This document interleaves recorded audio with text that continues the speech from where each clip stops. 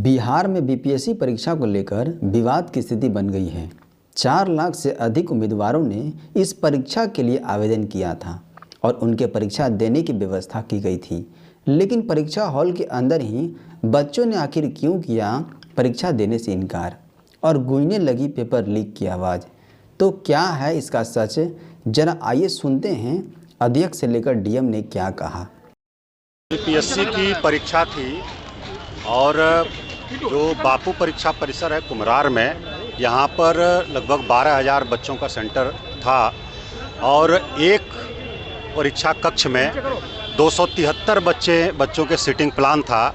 उस हिसाब से एक परीक्षा कक्ष के लिए लगभग 288 का 12-12 के सेट में एनवेलप होता है, लिफाफा होता है। 288 प्रश्न पत्र आना चाहिए था एक बॉक्स में एक परीक्षा कक्ष के लिए। लेकिन जो परीक्षा प्रश्न पत्र आया बॉक्स में वो 192 था एक बॉक्स में, 192 एक बॉक्स में था।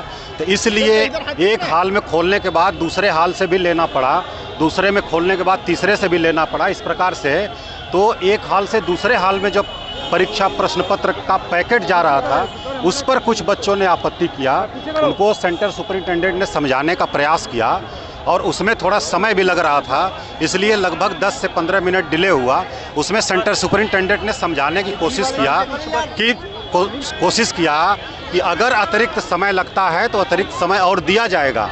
लेकिन लगभग 100 से 150 बच्चे जो है हंगामा करते हुए बाहर निकल आए और परीक्षा का बहिष्कार किए।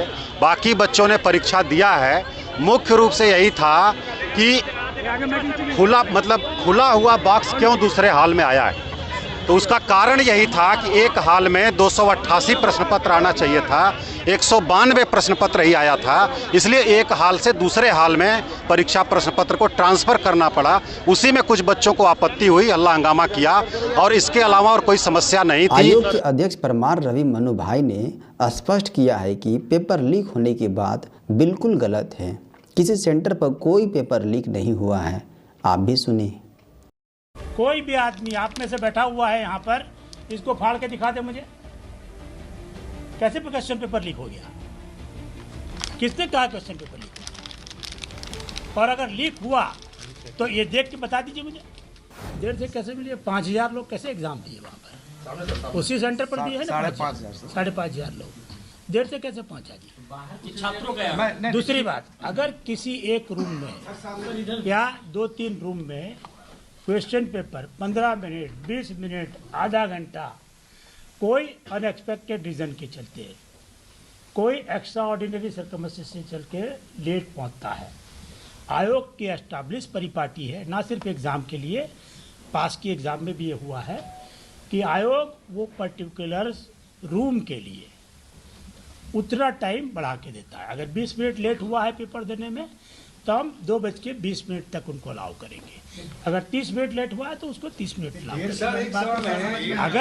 अगर किसी जगह देर से भी आया है, जैसे बता रहे हैं, वाली बात तो समझ में आ रही है, लेकिन जिनको मिला ही नहीं, एक तो नहीं, ऐसे कई लड़कों ने नहीं, एक भी कंप्लेन ही नहीं आया है कि किसी का मिला नहीं है। हम सेंटर सुपरिटेंडेंट के रिपोर्ट का इंतजार कर रहे हैं।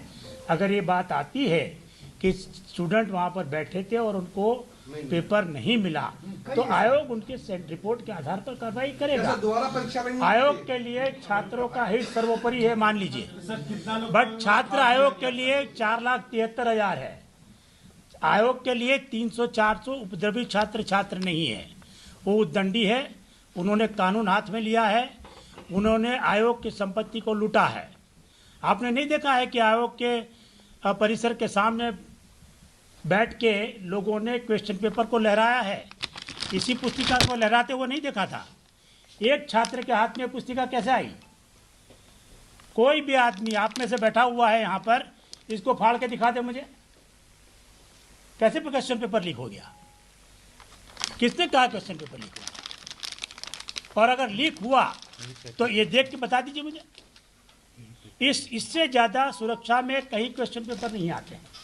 इस बात की अगर किसी ने भ्रांति फैलाई है तो इस पर कार्रवाई होगी। आयोग की परीक्षा को बाधित किया है। हमारे पास सबके सीसीटीवी फुटेज है। बापू परिसर में हर एक रूम में 4-4 सीसीटीवी लगे थे। वो सीसीटीवी को खंगाला जाएगा और जिन लोगों ने कानून को हाथ में लिया है और प्री डिटरमाइंड वे में जिन्होंने कोशिश की है उसके खिलाफ पुलिस जांच करेगी। अगर कोई षड्यंत्र पाया गया तो निश्चित रूप से उसके हिसाब पर कार्रवाई होगी। नहीं, आप मुझे बताइए, 4 आदमी के लिए आयोग 4,73,000 लोग को फिर से एग्जाम में बैठाएगा। उस परीक्षा केंद्र में जो वंचित रह गए, जिन्होंने परीक्षा आप कैसे डिसाइड करिएगा कौन वंचित रह गया? कितने लोग आप बताइए कौन कैसे वंचित रह गया? वहाँ 12,000 बच्चे थे, 5,000 5,500 बच्चों ने एग्जाम दी है। कुछ अभ्यर्थियों के उम्मीदवार सीट को फाड़ दिया। अब क्यों अपने बच्चे ने फाड़ा कि किसी ने फाड़ा, कौन बताएगा? कुछ अभ्यर्थी तो बाहर तक वो मार लेके आए, अभी ऑफिस के बाहर तक खड़े हैं। वही तो, क्यों लेके आए बाहर?